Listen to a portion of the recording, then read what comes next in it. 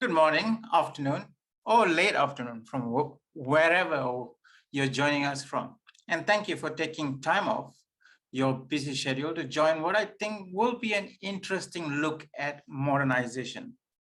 Today's topic is solving the modernization puzzle, why it's all in your mind. Hi, my name is Winston Thomas, and I'm the editor-in-chief for CDOTrends. And for the next 1.5 hours, I will be not the person you should be focusing. Instead, we have worked together with IBM to create this webinar, which will feature two game changers and who will also offer two different perspectives. That's because, as many of you will realize, modernization is not an IT question, but rather a business one. And it also requires different points of view and buy-in from different stakeholders to make it work. Yet, IT can help, IT can be a catalyst, and IT can help us to reach agility and resiliency levels never before possible. IT is also introducing new paradigms like AI and is offering a chance for companies to rethink their value proposition and business model. Flip side is that orchestrating modernization with IT is no walk in the park. We are attempting new business models, processes, and approaches that have not even entered many business schools. For example, AI is a double-edged sword, and it can streamline modernization and change how you run your very business. But it also needs your data, IT architecture, and in many cases, an organizational structure that is ready for it. And also, we always have that people question in mind. Else, it can very well blow up in your face. So as part of financial services, how do we modernize with impact? It requires a new mindset, hence the title. So let me introduce our change makers. We have John Duigenan, global leader for the financial services industry with IBM Technology. He is a distinguished engineer, a professed hands-on technologist involved in key transformation, and is a great believer that modernization starts with your mind. We have Chetan Krishnamurthy, Vice President for Marketing and Communications for APAC at IBM. Chetan understands cloud very well from his past experience and currently works with cross-functional teams to drive customer experience. Before I invite them to drive this conversation forward, and I become your background voice, two things to note. We are recording this session for our internal purposes and training. And this webinar is especially about you. We want to hear your questions, and John and Chetan are excited to hear your viewpoints. So please do use the Q&A button below, not the chat button, by the way, to ask your questions. I'll moderate, but do ask your questions. As we all know, the modernization is not a new journey, but one that is filled with roadblocks and hurdles, many that has really nothing to do with IT itself. Okay, enough from me. Let's set the scene. Why do we need a new mindset for modernization? Let me invite John onto the virtual stage to tell us his thoughts, introduce the important fit for purpose concepts, and show us why modernization in an AI-led era needs you to rethink everything that you think you might know. John? Well, hello, everybody. I am absolutely delighted to be here and spend some time with you. My name is John Duigenan, and as Winston very kindly introduced, I am a lifelong technologist, and I'm still a hands-on technologist to this day. I believe that starting the day with a little bit of code is the best way that I can contribute. And I'm happy to share my insights, both as a business leader and as a technologist in IBM. I'm also delighted to be here with my colleague Chetan as well, who is a terrific partner as we work with clients across the region. As Winston outlined, our title here is a brilliant one. Modernization, the challenges and the opportunities are in your mind. But of course, we have to make that real. Otherwise, why are we doing any of this? So just for good contact information, you'll have this for the future. Both myself and Chetan are very easy to get hold of, and we like engaging with any and all of you. And so my contact information is here, and Chetan's is there too. We're very prolific on LinkedIn, and we love interacting with everyone there. Okay, so that's how to get hold of us. Oftentimes as technologists, we go straight to the what. What is this or that? What is this technology? But I think this conversation cannot start with what. And most technology conversations, especially as they intersect with business conversations, can't start with what. They have to start with why. There's a terrific book on this topic, which I'm sure many of you have read, called Start With Why. It's by Simon Sinek. And I think that's a brilliant starting point for many of these conversations to ask, why am I doing this? Why does it matter? Why does it matter? So let's start with a question, why modernize? Because we oftentimes have a real sense of what to modernize, but understanding why we're doing it is absolutely crucial. In my mind, there are a few really important reasons. And while we could easily create a list of 10, 20, 30 reasons, in financial services, I think there are 4 that come top of mind. Our industry is full of disruption at the moment. There are new entrants coming into the markets. There are that we would never have seen as financial services providers. The super app providers, for example, transport companies, chat companies, they've become so much more. And just look, if we think on a global perspective, look at what happened with Apple a few weeks ago, introducing a savings account that is so easy to use. That's a massive disruption. For a conventional bank or an old-fashioned bank, these things spell really interesting signals for the industry. So there's disruption. We know that the financial dynamics, we all live, every one of us on this call lives in the financial dynamics of the banking industry. And while banking used to be the easiest way in the world to make money, it's arguably one of the more difficult places to make money in 2023. We know all the reasons why. Books have already been written on economic conditions, political uncertainty, and so on. And all of those impacts loom very, very large in this conversation. Risk and regulation is everywhere around us in our industry, and it's only getting more and more stringent. I think about what's happening in Europe with the Digital Operational Resilience Act, DORA. I think about all the places in the world that are taking on the issue of data sovereignty. It's just getting harder and harder to be any kind of business, let alone a regulated financial services company.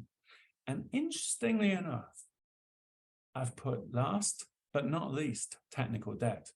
Technical debt is the starting point for many, many folks in our industry. They think that mitigating technical debt is the top priority. As a technologist, I'd agree. But as a business person, sometimes it's a little bit hard to justify the cost of mitigating technical debt unless there's a pressing event like a cybersecurity event or a regulatory event. And so we'll explore this a little more. As we look across the financial services industry, and I work with pretty much every leading financial services firm around the world, I feel like I live on aeroplanes these days visiting our clients, and I'm happy to do that. So I've really sampled the industry quite well in terms of what I see as the universal themes going on. We could spend a whole long conversation discussing these 4 points, but we'll really cover this very, very briefly. I love Reimagine Experience. I think every financial services firm is doing it in some way or other for all sorts of reasons, but mostly to become simpler for their clients and to attract new clients and grow wallet share. Environmental and social governance, huge theme in our industry. Doesn't matter where you are in the world, this is a pressing issue. Environmental is, of course, the biggest starting point, but equally social governance in terms of discrimination, bias, fairness, big emergent themes around the world. Resilience is huge, especially when you factor in cybersecurity and the level of threat around our landscape right now. And you'll be happy to see, given our topic's modernization, modernizing is a top priority pretty much across every firm. There isn't any bank that's truly new anymore because the second they're in production, their code's aging, their debt is starting. And so technical debt and the need to modernize is everywhere. But I want to be clear, modernizing in this case isn't just about refactoring code and making it new again. It's also about really how we embrace a new mindset, how we embrace new ways of working. And that's crucial because rather than think about modernizing the platform, let's think about modernizing the bank, right? That's a way broader goal, but it's actually maybe more straightforward place to develop a return on the investment. So going back to the why of why modernize, the outcomes are crucial because without the outcomes, I'm not sure why we'd be doing anything at all. So I tried to build a set of outcomes that I see reliably across the industry. And maybe these are pretty obvious, but they're still worth stating. The need for our industry to go faster is vast. There are still firms delivering software releases only twice a year. I understand why that's the case, right? And in many ways, those firms are incumbent. They're giant firms that have massive incumbency. But even then, and maybe they've operated in markets where there's great stability and a regulatory climate that doesn't encourage disruption, but that's all changing. And even some of the most conservative firms in their approach are now thinking, how do I go faster? How do I get benefits? I think secondly, because of the economic conditions, there's a gigantic focus on taking out cost. I can't remember a single year since I started working in financial service where there hasn't been an emphasis on taking out cost. But now more than ever, it's a vital priority. And we have to think about new ways of taking out cost. Standardization is absolutely a way of preventing us from reinventing the wheel every single time we build something. And that's a ubiquitous theme among technologists. We love building things. We don't always like using someone else's good thing, but maybe we should really challenge ourselves around that because using crowdsourcing creates huge advantage. It creates huge, it creates substitutability and it de-risks the code that we build. And last but not least here, a slightly softer theme, but one that is crucially important. The talent in our industry, especially the technical talent, needs to be vibrant. It needs to be engaged. It needs to be motivated. It needs to do fun and interesting work. I know I do, and I'm no different from any other software developer. I want to enjoy what I'm doing. And so this is a prevalent theme.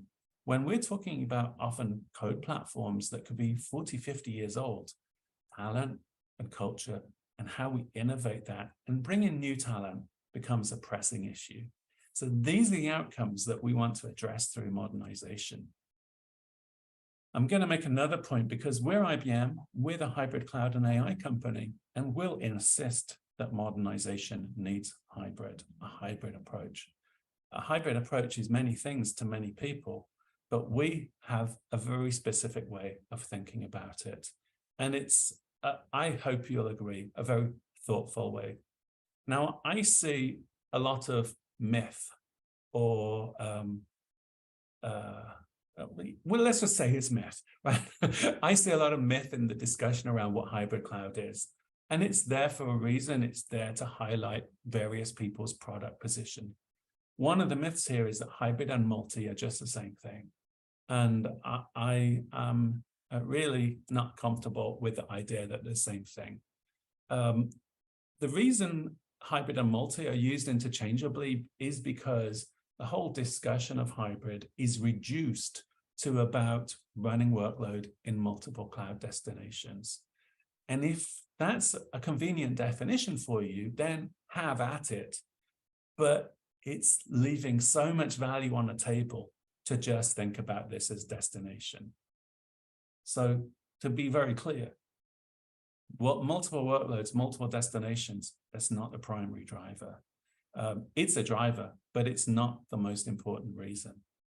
The most important reason to use hybrid, and we'll talk briefly about what hybrid is so that we can innovate the speed at which we deliver software. I talked about that company, traditional bank that delivers their platform twice a year. I know of other banks that deliver 200 changes a day. They're clearly the innovators, right? And they're clearly the disruptors and the new competitors. And so there's no reason, though, why any of us couldn't do the same thing if we embrace the hybrid mindset and culture. Why do I need 200 times a day? Maybe you don't, but there are situations where that's really good to have. The other myth here is that those acceleration benefits are only available when you lock into one public cloud provider. That is absolutely not the case with a hybrid approach. So how do I think, and how do we at IBM think about hybrid? The first is not really a technology statement. It's about that new mindset, new way of working. It's about saying, yep, we know all these things from doing this for 50, 100 years, but it's time to look at things in a very new way, through a new lens, with new ideas. It's about saying that we've got existing investments that we're going to leverage across. So for example, we might have a mainframe system that's 50 years old. We don't need to throw that away. We can still leverage that in a hybrid environment as a fit-for-purpose way of doing work, but nonetheless a very consistent participant in a hybrid environment. Hybrid's always built on open technologies. That's at the very essence of it, but not just open technologies like Kubernetes, open platforms like the banking industry architecture network, like the ISO 20022 standard, open technologies that everyone gets the innovation and the crowdsourcing advantage. And security, we should say, must be a given in a hybrid mindset. One that might surprise you that we're different here is that data and AI must be part of the hybrid mindset. Why? Because rather than this all being about infrastructure, this is about application platforms. Application platforms are all fueled by data. No data, no application usually. And so we have to incorporate a position on data, and especially now AI, into how we build our applications from the future. And all of the shift in AI that I'm sure that Winston's going to help us get into today. Very simply, hybrid elements for the technologists here, and I know there are technologists here, and we live and breathe this. These are the building blocks that are essential for us as we think about hybrid and how we build applications going forward. We have to embrace these new techniques in order to get the value and lift and acceleration benefit. I won't read them all to you, but these are the piece parts. I am certain many of you are already on this journey, whether it's in public cloud or hopefully in hybrid cloud. These are the approaches you've already adopted or will be adopting, the technology building blocks. Now, what are the pitfalls that we see as we approach modernization? And we are working with hundreds of clients on their modernization journey, and we've distilled a few thoughts here around where we see modernization programs instantly going off the rails. And interestingly, again, most of these issues are not about technical considerations. They're about business considerations and the why questions. Most of all, I see modernization journeys, billion-dollar modernization journeys at some organizations fall apart rapidly because of an uncompelling ROI. Essentially, a modernization program that does not drive a business outcome that is meaningful to the business, right? So while it's one thing to mitigate technical debt, in some situations, crazy though this sounds, that's a nice to have. When put alongside delivering new business value, new customers, product differentiation, safety and soundness. And so the ROI aspect here is all important. Knowing why modernization is going to drive a business outcome is essential. And the economic processes around doing that are crucial. There's a lot of selective accounting that gets done in as these ROIs are put together, and it's our place to help firms do this the right way. Very closely aligned to ROI is senior stakeholder alignment. If a line of business owner and a CTO don't even talk to each other or don't agree, there's no way their modernization program will go well. And so across the senior stakeholders in a financial services firm, whether that's the line of business, whether that's the CFO, whether that's the chief risk officer, the chief data officer, customer experience officer, and so on, and of course the CEO, if they're on different pages, nothing good's going to happen. And so creating those governance processes, enabling the new culture across the organization, and ensuring active stakeholder engagement is really important. Technical complexity, it has to be there. Why does it have to be there? Because oftentimes there's very dated code that maybe hasn't been touched for a long time. Fundamentally, there's nothing wrong with old code. It runs, it works, it's been working forever. And the longer it's been there, the likelihood of it failing is tiny. But that doesn't mean we shouldn't take those things on. And there's a ton of work happening in modernizing code, modernizing the way that code is accessed, and bringing those hybrid techniques, bringing APIs and microservices into those old code platforms. There's no other way of calling them, you can call them nice words like heritage, but those code platforms still do great work. They do mission critical work, but we want to find new ways to open up the data and transactions that make that code continue to have an investment, an ongoing value. The other thing to say about that, especially on ROI, is that doing replacements of that old code or existing code often costs billions of dollars, and therein becomes the ROI challenge right away.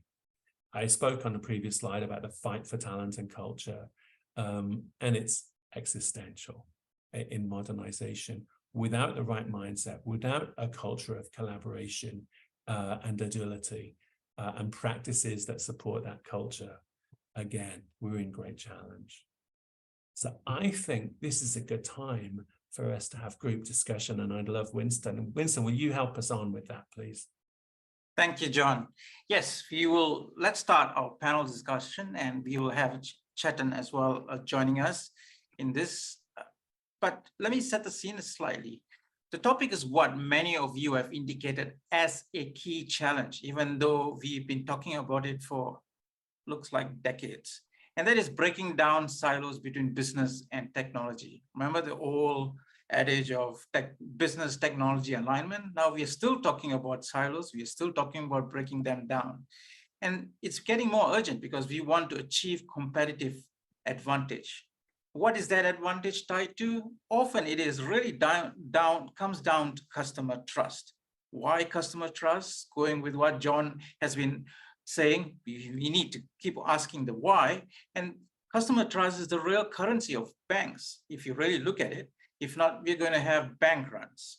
Now, this competitive advantage is disappearing fast. Now, Forrester just released a report today on financial services customer trust index. And they said, overall in this region, trust with banks is really low. Lowest is actually in Hong Kong, where it is down 71%. Now, it's interesting they say that, because what they feel that is not working right is they feel they are not dependable, they feel banks are not accountable, and they feel there is less empathy. Now, let's start this discussion to talk about what all that means. And again, just before we just start on this, I like to highlight that this discussion, we want you, the audience, to join us. And so please do send in your questions on the Q&A. Please do challenge us with your viewpoints and your comments, and we'll love to take them on. Again, at the Q&A button. Now, let's first start with Chetan. Chetan, we have been hearing that mindset is crucial for a successful modernization approach. Yeah. From your experience as a functional leader and from your interactions with clients across the region, what are the potential areas where technology and line of business may be thinking differently about the goal and impact when it comes to modernization? Thanks for that question, Winston. I think one of the pieces I think John did a great job of explaining was ROI. I think there is always a little bit of a gray area when it comes to ROI in terms of how a line of business defines it versus a technologist or an IT team defines it, right? There's always that variation or a gap. So a business leader would always define ROI in terms of a customer experience impact, or in terms of a business growth, or in terms of NPS, for example, right? If you're teaching in clients, it's very, very clear, and that's where the business is heading. But again, going back to what John said, because there is technical complexity in modernizing and requires obviously a number of teams to come together, a technology function looks at this very, very incrementally in terms of a roadmap that's required to deliver to those metrics. And the metrics that the technology team might look at in terms of ROI may not directly correlate or associate sometimes in the early stages, especially of transformation, with these end metrics, right? So there is always a bit of a disconnect in terms of how fast I can get to this ROI. Are they the same things that we're talking about? And that goes back to Winston, what you said about empathizing with each other. And if the empathy does not exist between the two functions in some ways, you will end up having, I think, a big disconnect in terms of ROI and the timing of the ROI in terms of how these curves could look like. And when they end up being very different from each other, the disconnect appears really large, right? That's one. And I think it also goes back to the second thing, which is a little bit on shared goals, right? If the planning hasn't been done as an end-to-end cross-functional exercise from the get-go, and it's kind of goes back to what John said about why, right? The Simon Sinek piece that John referred to. If you don't have that at the get-go, the shared goals do not exist in terms of where do you want to get together to move the needle for the business. And that again creates a little bit of a disconnect because you're not on the same page from day one, yet you have metrics that you're working towards collectively, right? That's the second one. And the third one, again, is the topic I think John is very, very passionate about. When I was having a chat with him and having seen him over the years, I think is on the data side of the house, because sometimes we misconstrue modernization as just application modernization or infrastructure modernization, but data plays a big role in fueling this modernization, which means the kind of data that's relevant to business, the quality of the data, the trust that you have to infuse in this, and the usage and the governance, all of those things become very, very important along the transformation.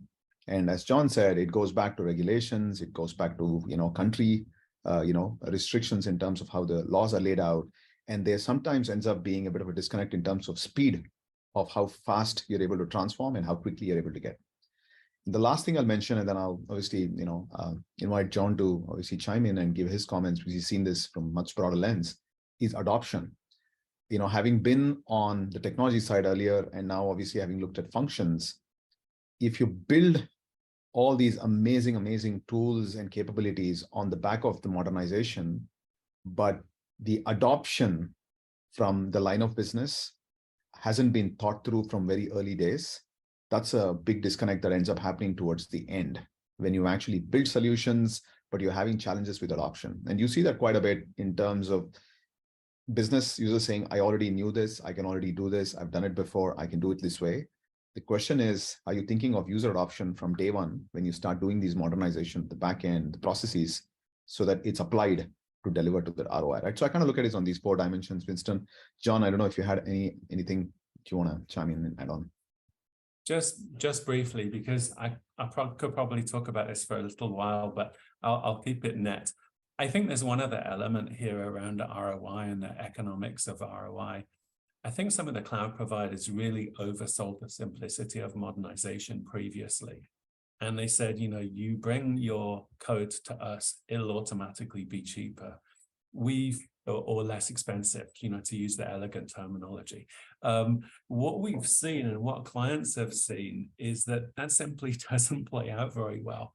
And while there might be a very short-term infrastructure lift, the real benefits don't arise simply by locking into one cloud provider service. If anything, those shift the economics and the ROI negatively. And so, and that's not my experience, that's our clients' experience, and that's prevalent across the industry, unfortunately. And so that's even more reason for hybrid to become important alongside the cybersecurity risks. We really truly believe, and our clients' experience validates this, that a hybrid approach is pretty much the only way in financial services. Yes, the appropriate use of public cloud services, but also the leverage of existing investments and the modernization of existing investments is also crucial, and the primary driver of value. Our research on this, working with leading consulting partners, external consulting partners, all of whom are active in this space, shows that a hybrid approach is 2.5 times more potent than a public cloud only approach, which is why we vehemently believe this is right for our industry. Thanks, John and Chetan. And John, I just wanted to dive into what you mentioned about hybrid. You mentioned it as a powerful approach. One of the issues here is there is no formula when it comes to hybrid, because hybrid can be tied down to the infrastructure, the technical debt, talents. It's all quite specific to the bank that we are talking about, and their journey could be very different. Also, we have regulators who might impose the fact that you might have to go on certain servers or cloud providers that you may not have a choice. So I'm just wondering, in that kind of journey, you mentioned earlier on standardization, reuse, and making sure that we don't reinvent the wheel. How much can you take that approach or take it away from the technology needs and have a plan, or have a strategy, then look at it from a tactical point of view and see what works and what does not? So in net terms, I think that standardization and consistency has universal appeal, both for clients and for regulators. Regulators and governments understand a consistent approach because generally speaking, it's not one-off, it's well understood, it's maybe battle tested, and it's battle tested by the many. The other reason why I think regulators benefit from consistency and standardization is because they don't need to certify or evaluate things 15 different times, 15 different ways. And so I think there's huge appetite among regulators around portable workloads that are not proprietary in nature. There's an emergent sense of concentration risk around certain cloud providers because they're so dominant and so important. That doesn't mean I'm saying anything negative about those companies. I personally believe, as an IBMer, they're great companies and great partners of IBM. But equally, de-risking for regulators and clients is an IBM priority. So when we think about the hybrid operating system, in our case, we'd say that's Red Hat OpenShift, a collection of capabilities that includes open Kubernetes to deliver APIs, microservices containers in a standard DevOps pipeline, standard day 2 operations, standard automation. We think that's instrumental in providing lift to clients, even in the context of their existing cloud provider services. So just because you've already made a decision for a cloud provider or multiple cloud providers doesn't preclude you from achieving the standardization benefit and the consistency benefit, which is about innovation speed and simplified, consistent operational cost and delivery cost, achieving those benefits wherever you do that.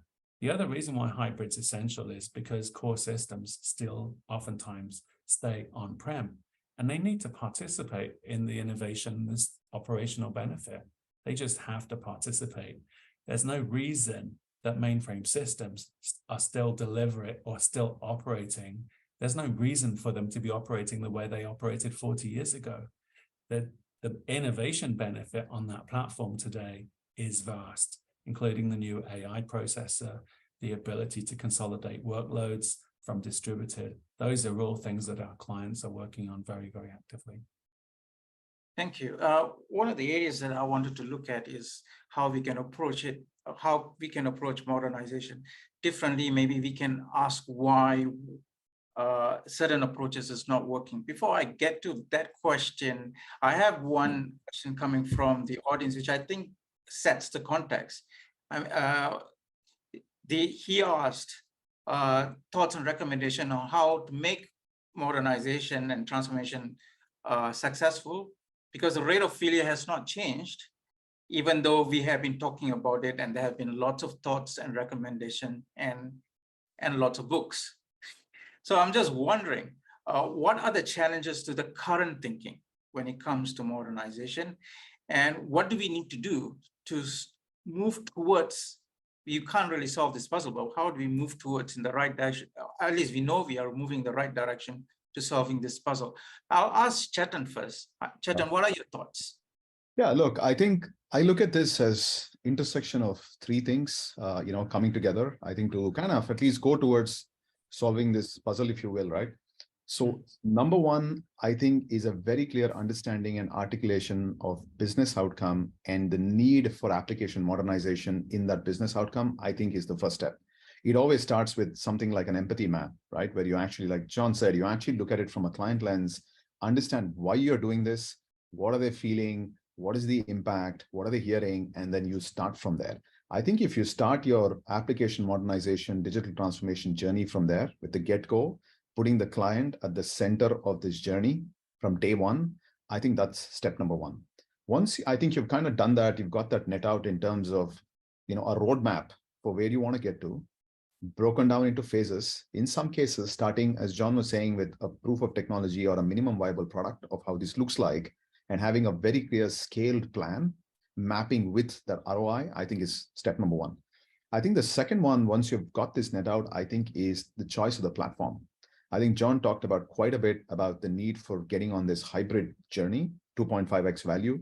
And that comes from the choice of tools, the kind of studio that you're using, the kind of data architecture that you're using, the openness, the ability to integrate APIs, the ability to onboard, all of that comes into the platform while keeping you secure. So the choice of the platform that gives you that flexibility and scalability, I think, is the second one, right? So you got the client at the center of the journey, you got your platform, and the third one, I think, is around skills. You got to have the skills, not just in terms of technology, understanding business, but also the ability to kind of take this in a very phased approach while having a very good understanding of what risk it entails so that you don't accumulate a lot of technical debt that, again, John talked about, which will come back and kind of haunt you later on. Having that perspective in terms of skills, I think, are the three dimensions I look at, right?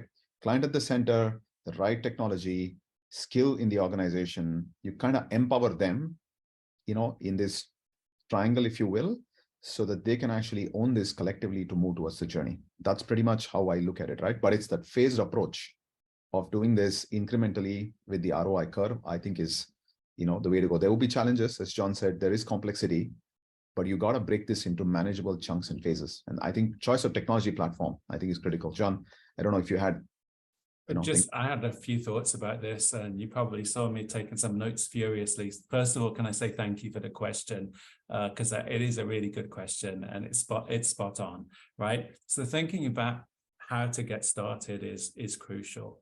I would say, I mean, my experience with this and helping organizations is that I want them to start small usually, right? If they haven't done this successfully, the last thing I'm going to encourage them to do is spend $1 billion on something that they haven't ever done before, right?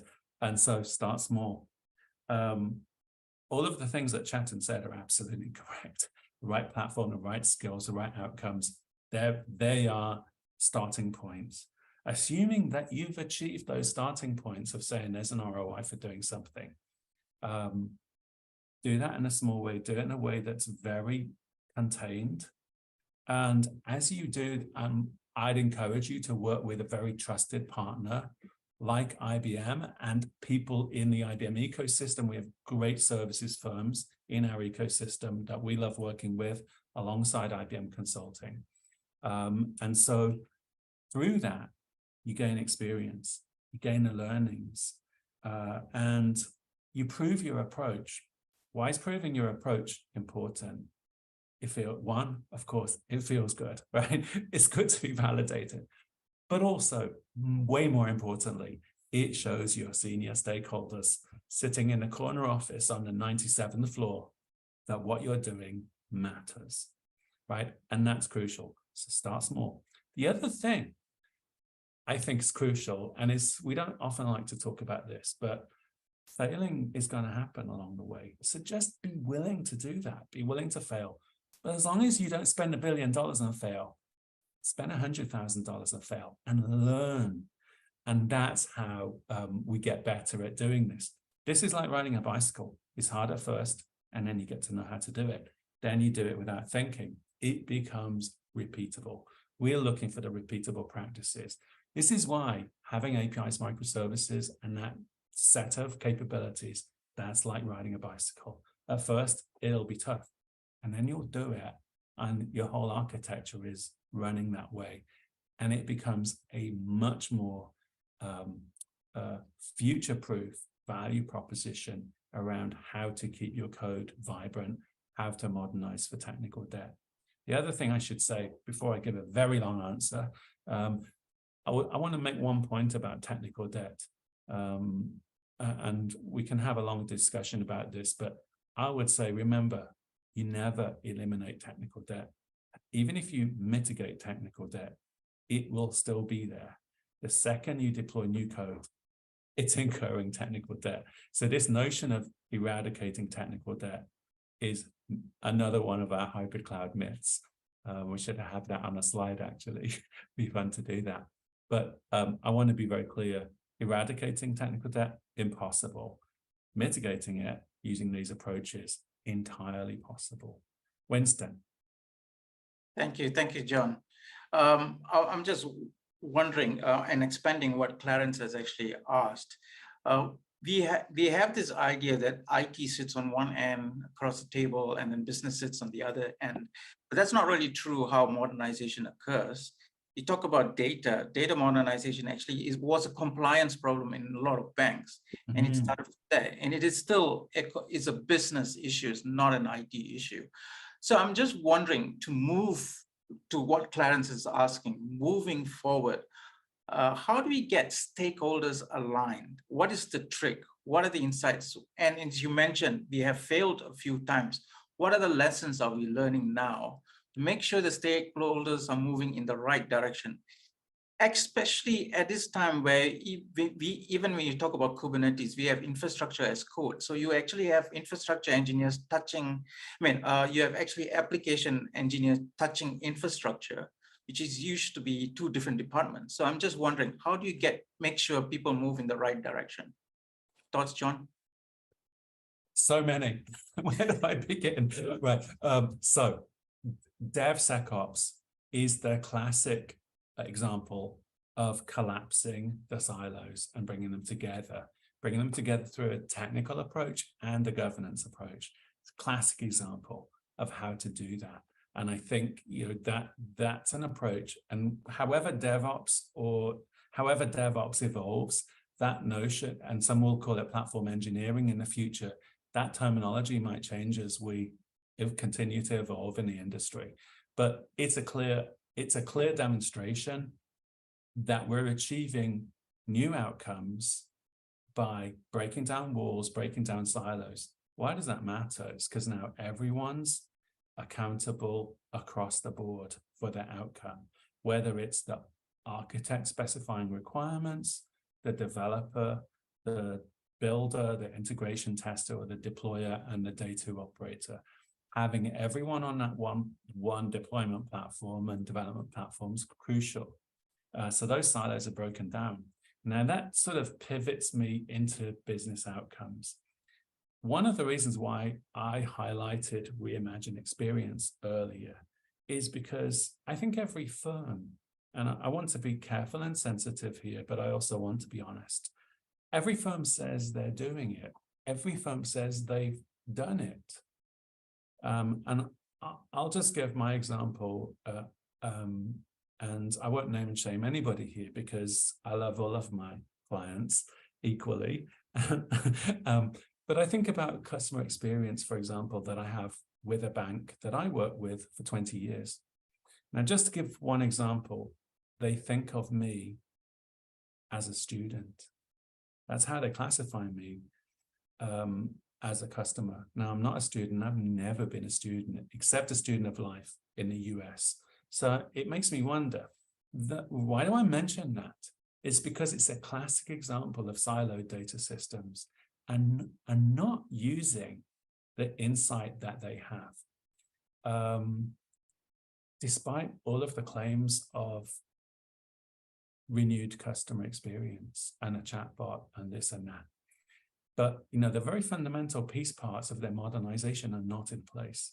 So when we think about data and data systems and breaking down the silos there for business outcomes, imagine how much happier and satisfied and the propensity I might have to broaden my relationship with an organization that doesn't think of me as a student. I'd probably do more banking with them. And so the technical underpinnings and the cultural underpinnings are, again, tear down the silos, break down the walls, use a data fabric, use a data lakehouse, and virtualize access to data, bring it together, train AI. This is the very fundamental step that most financial services firms are still on. I think you said it beautifully, Winston, when you talked about the regulatory drivers of data modernization. Firms have already spent billions of dollars building data catalogs simply because they had to build reports to submit to regulators. In building all of that, most firms didn't step back and say, I have these catalogs. I know where data is now. I can find it, I can break down the silos. Some did it incredibly well. They're differentiators, but there's still a massive opportunity to even do the basic foundational things around data fabrics, data virtualization, data meshes. And certainly that's a space in which IBM is incredibly active. Why do I mention that as being important as I sort of close out this thought? How do I do AI in a meaningful way? Every firm is going to have to do AI, whether they like it or not. That's the industry shift. So if you don't have the basics in place, you can't do AI. You definitely can't do AI at scale. One of our most senior leaders in IBM, Rob Thomas, coined the expression, there's no AI without IA, information architecture. He couldn't have been more right on that point. And we're still learning that with every firm that we work with to just get the basics started in the data space. So I hope that helps, Winston. John, thanks. And one last question, and a quick one, before we move to some use cases. Now, John, you mentioned about AI, and a lot of companies they feel that their transformation journey has a new direction. Everybody's talking about AI.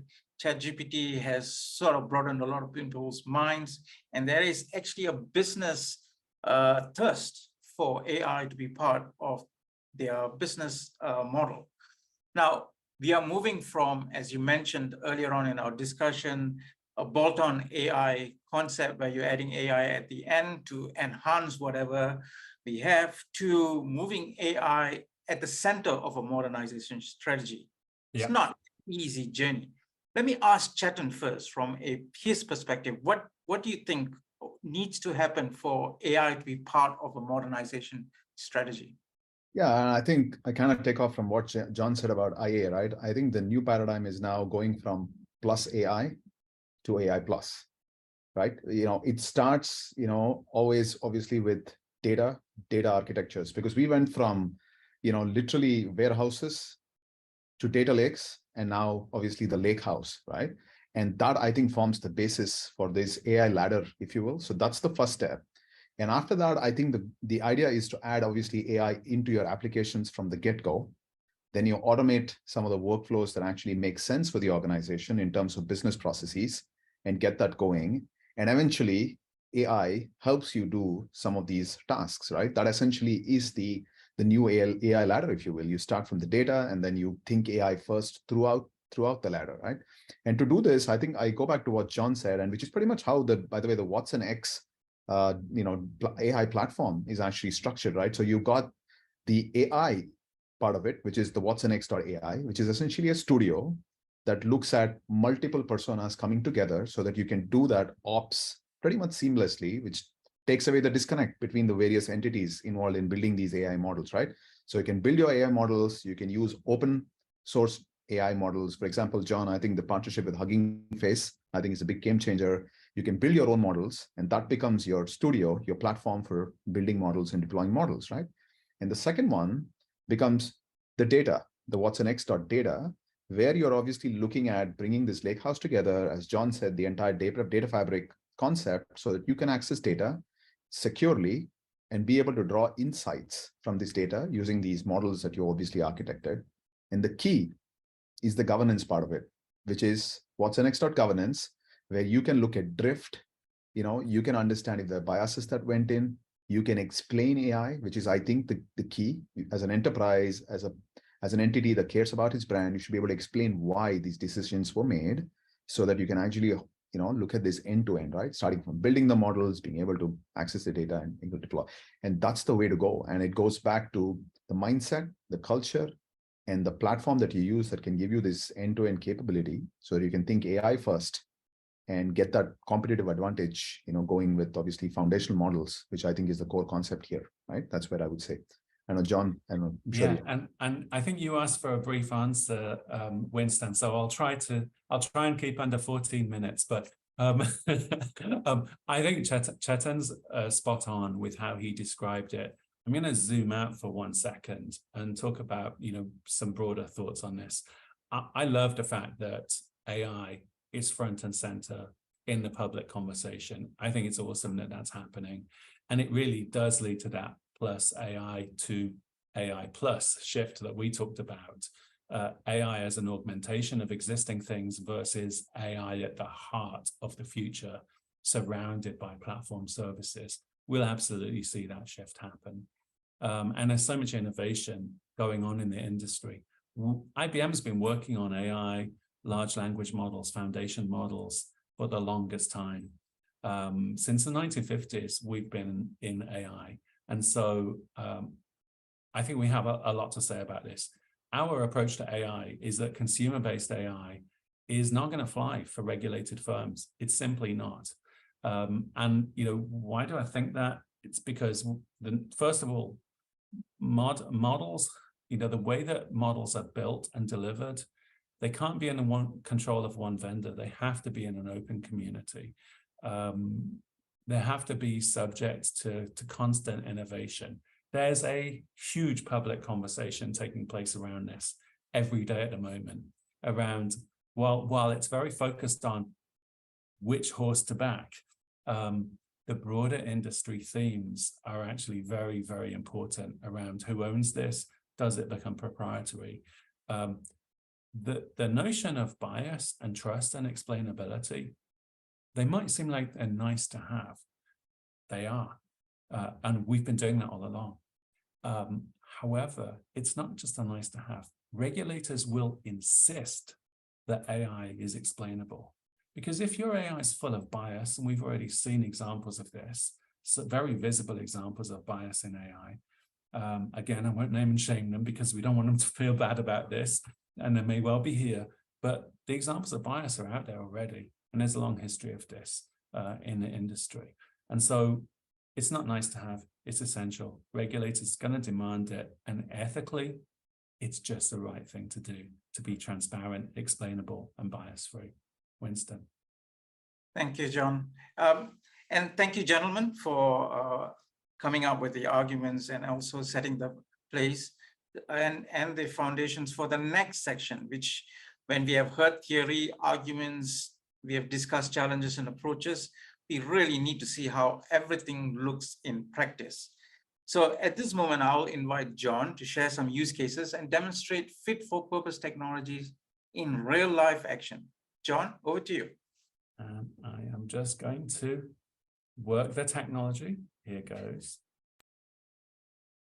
Okay, a brief use case discussion to get us going. And what I thought I'd do is put together three of the greatest hits that we like to share. And while there are many, many more examples, I think these are three very impactful examples that have general applicability. Okay, the first one, a bank in the US, M&T Bank. M&T Bank has a mainframe system that they've used for years in core banking. And they love that mainframe system. It runs their business, but they wanted to be able to do all sorts of additional things without ripping apart the guts of that system and rewriting it. And so what we did at M&T Bank, and each one of these is a public reference that you can go and look at, is use a new capability on the mainframe called the Digital Integration Hub, DIH, that you may hear it called. DIH provides a number of capabilities that absolutely modernize one of the key issues, which is the access from new code wherever it runs. Could be running in microservices on AWS, could be running in microservices on OpenShift, either co-located with the mainframe or actually on the mainframe, but providing that new code access to the data and transactions in that mainframe system. Now, there are many reasons why that's been challenging in the past. Oftentimes, the data formats of those the internal data formats of those transactions are archaic and old-fashioned. So maybe we need to do something to present that in a slightly different way, in a more modern format. That's one of the things that DIH will do. Second thing it will do is enforce all of the security policies that the mainframe is famous for, to ensure that data access is only given where it's entitled. New code uses standard techniques like ODBC and JDBC to connect. Doesn't use old-fashioned libraries, uses new standards-based libraries. So DIH supports that. Another thing that DIH does that M&T found especially useful was an in-memory cache that was put in front of the mainframe data that optimizes the efficiency of the utilization of mainframe MIPS. So being able to cache those mainframe transactions became crucial. And last but not least, for all of the developers and technologists, the other thing that ZDIH does was ZDIH. I'm in the Z region, I'm not in the Z region, I should remember that. But the other thing that ZDIH does is emit Kafka events. So who doesn't want that, right? As a software developer, who doesn't want to receive Kafka events when a balance changes or a transaction's performed or a customer's logged in? So those are all the new capabilities that enable our clients to create new digital experiences using the data and transactions that are at the heart of mainframe systems. I expect a lot more clients to take advantage of this. The other reason why this is also very much in complementary offering to offerings like ZOS Connect, ZOS Connect, which many of our clients have used, which puts an API front door right on top of the mainframe, such that it can become an API endpoint that invokes data and transactions on the mainframe systems. So if we think about the standard hybrid techniques of APIs and microservices and data access, both ZOS Connect and Z Digital Integration Hub are the entry points to doing this in a new way. When I think about another firm that I think many of you will have heard of and have a large presence in the region, and again, a ton of words on this slide, which I won't read to you, but I want you to have the story as that bank tells it with us. Now, Citi were trying to do something very important in their data systems. And again, this is a very public reference from Citi. They are very broad and wide adopters of MongoDB, a non-structured database that's incredibly powerful, especially for new generation software developers. I love it. I think it's fantastic. And it's how I build many, many systems. MongoDB, though, was running on thousands of servers at Citi. And a key challenge that the CTO of the bank had was resilience. We all know that bad actors are out there, and managing a malware attack across thousands of distributed servers becomes a gigantic challenge, a pain in the you-know-what, to be casual about it, a giant challenge. As the bank tried to take that on, they found that doing that malware detection and recovery at scale across thousands of servers was simply impossible. And so they put that workload on an IBM Linux One, the Linux version of the IBM mainframe, which has inherent data resilience capabilities. So MongoDB running on IBM Linux One had automated backup, snapshot, and recovery, instant recovery to an immutable zone. Hugely powerful capability. That alone would have been the reason they adopted the solution. That alone was enough. But this story was much more interesting because when they consolidated many x86 servers onto the Linux One environment, which uses the Telum chip on Z16, the level of consolidation was vast. So many servers to one. That drove an operational simplicity outcome, take out cost, leverage scale and automation of the platform. Third benefit was the cybersecurity. Quantum safe encryption of the platform is second to none. It's the only platform today with out-of-the-box quantum safe encryption, which every firm with data should be worried about a future quantum attack. So again, we go from one benefit to three benefits, but that's not all. Last but not least, the ESG reporting from consolidating thousands of servers to 15 Linux One servers was vast. So as I think about this, it goes back to the whole point of why. The initial why looked like it was a resilience issue, and of course it was.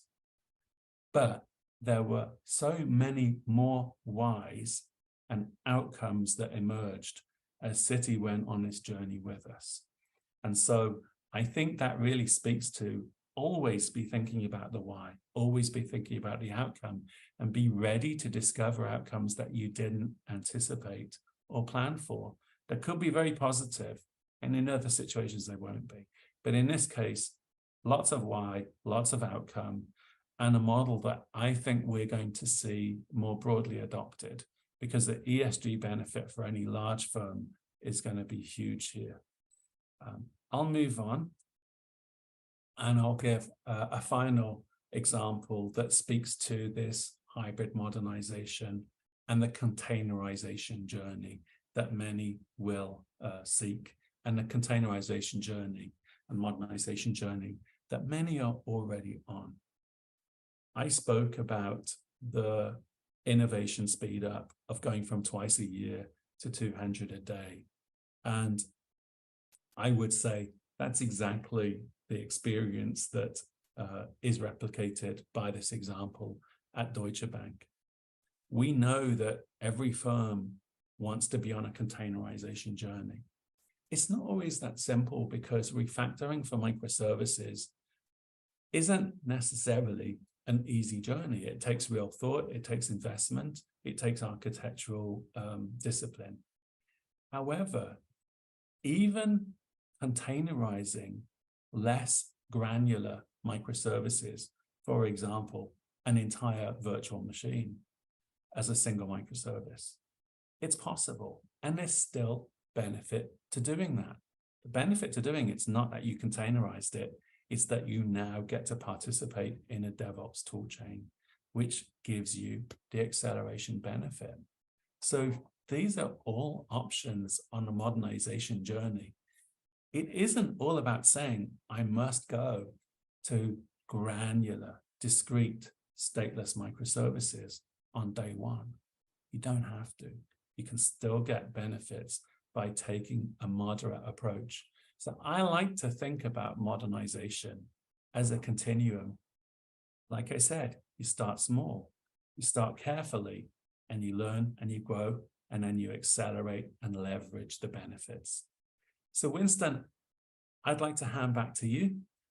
I hope those examples are useful, and let's see if there are questions.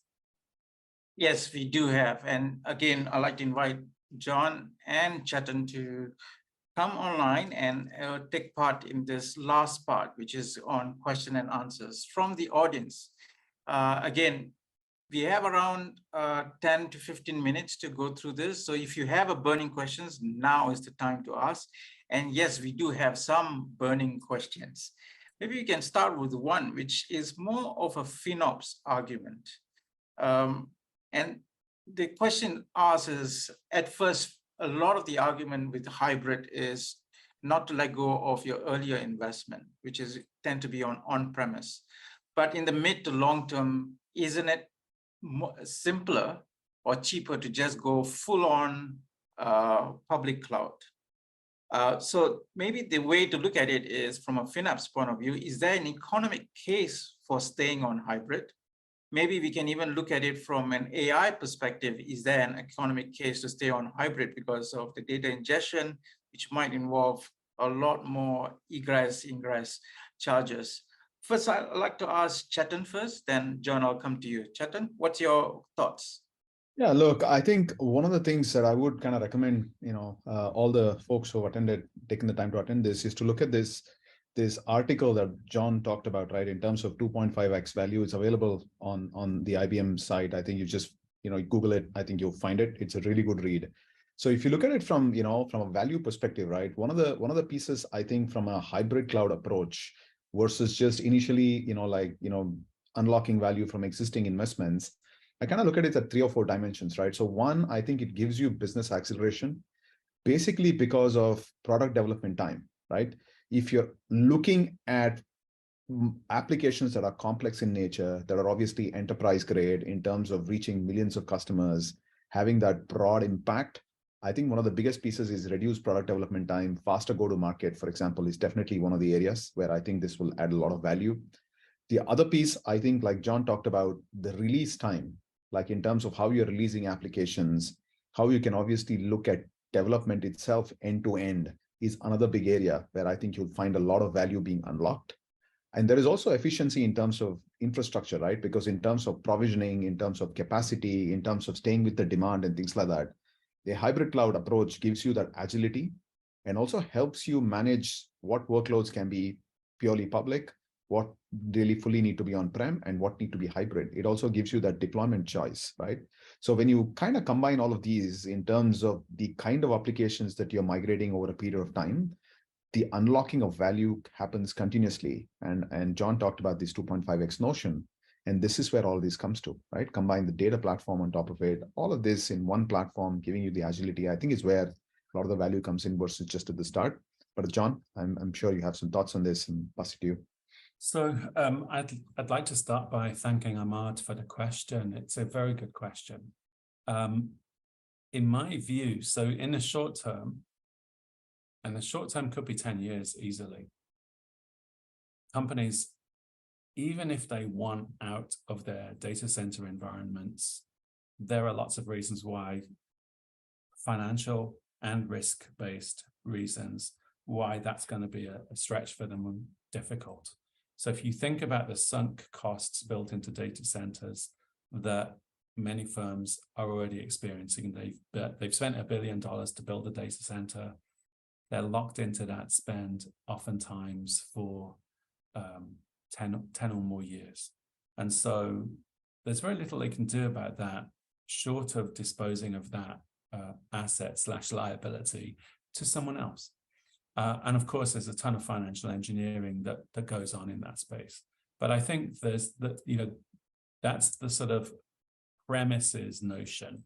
There's still enormous concern about moving private data, or even more private data, proprietary data, out of data centers.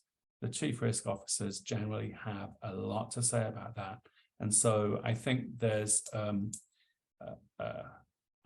more to be done in the short term that would reassure chief risk officers and chief information security officers that they really could completely exit their data centers and put everything in public cloud. The day will come, I have no doubt, that's we're on that journey, we're on that continuum, but I don't think it's a particularly fast continuum. And certainly we're talking with clients who are speaking with us about their investments in mainframe systems that look outwards more than 10 to 15 years. And so that, that's the insight we have. I think the other point on this, though, if we assume that a multi-cloud future is the future, and I certainly do, and I want to be able to leverage the benefits. The benefits could be manifold: regional presence, for example, scale. There could be many benefits. But if I'm using multiple clouds, and the chances are, as any reasonably sized organization, I'm using more than one public cloud, I want an insulation from the proprietary angles of that cloud service provider. I want to build once and deploy anywhere. And I want to be able to do that using one operating model, not an operating model for every single cloud provider that I have. So, I mean, in closing out the thought on this, Ahmad, I would think we have to be pragmatic. We all have to be pragmatic about this. There are going to be benefits to being on-prem. There are going to be benefits to being in cloud, especially as technology and cybersecurity approaches evolve. You spoke in your question about one specific point, which was data backups and DR exercises. Some of those aspects are still very challenging in public cloud, let alone on-prem.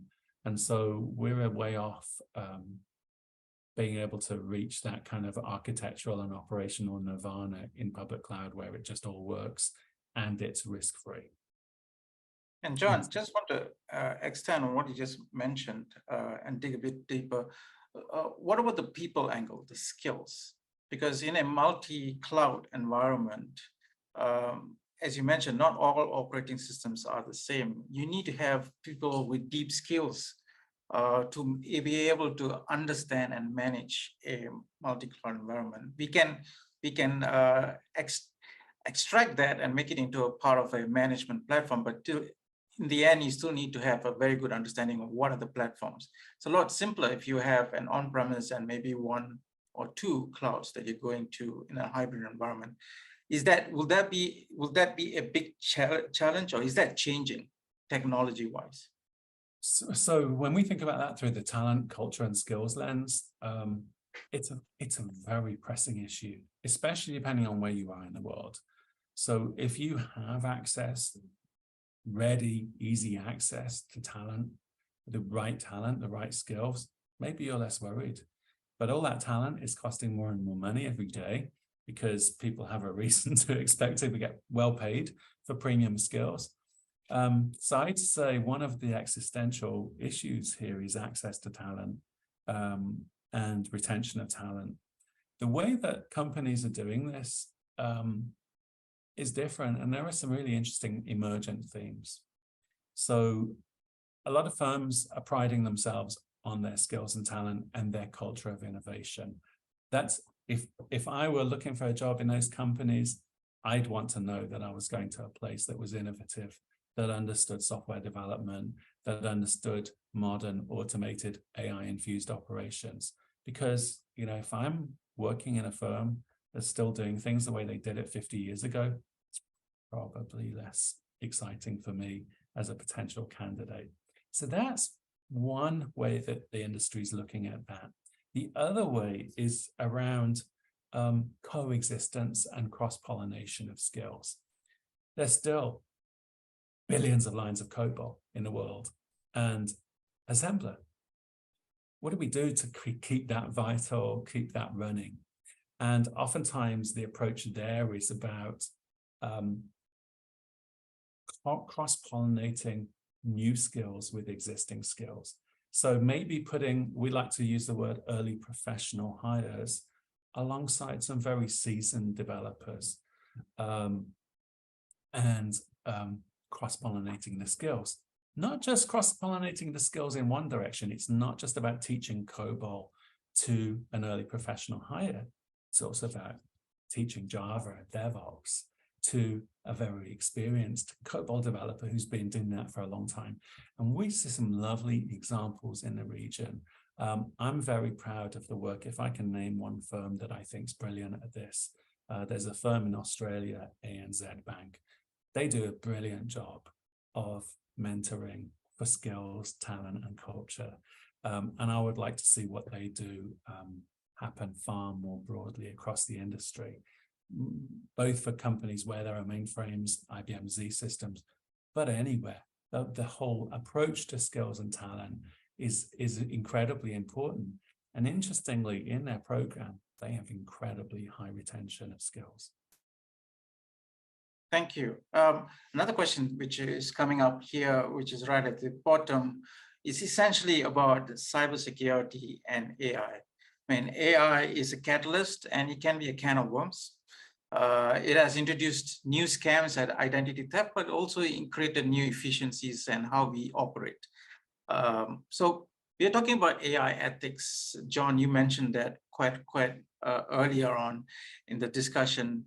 And we're only now starting to see like the Biden administration coming out with a sort of an AI law. EU is coming out with this AI Act. China and Singapore are reading their own frameworks. So balancing AI innovation and not being caught out by regulations, or is the answer, should we just wait until everybody settles down? Oh gosh, no, we're not waiting. We're not taking a pause. Why would we take a pause when we're in the middle of one of the most exciting innovation cycles ever? I think it was fascinating to see this discussion of, shall we hit the pause button on innovation? As a technologist, as an innovator, I'd never advocate for doing that, but I certainly advocate for responsible use of AI. And what I think is crucial here is the distinction between consumer-facing AI, which is where much of the deep fakery and fun stuff is happening. That's going to be a pressing issue. And the whole reason governance and regulation and law is needed is because there are bad actors that will absolutely misuse the technology. No question, they're already doing it. Our whole enterprise focus on this is for the needs of regulated companies and for trust and transparency and explainability and bias-free AI. We're incredibly clear in the principles that we have about AI, that that's how it will be used. We've removed services from IBM's offerings that could be associated with bias because that's the ethically correct thing to do. Right? It's easy to make a quick buck, but not at the expense of people. And so That's our grounding. We want every firm to be able to use AI responsibly with trust and transparency. We want our enormous ecosystem at IBM to be empowered to take those advantages, and all our clients to be able to gain that advantage. That's why the Watson X announcement is so important, because it is our next frontier in how we deliver those AI capabilities now with foundational models, large language models, and generational AI, which is the new element to our offerings, and that open ecosystem with Hugging Face and others that Chetan mentioned. Last thing I'd say on this point, at the risk of giving a long answer, the intersection between cybersecurity and operations and AI is absolutely real. And so most cybersecurity technologies and cybersecurity defense and response technologies are infused with AI now, because that's learning the patterns and seeing what's unseeable to the naked eye.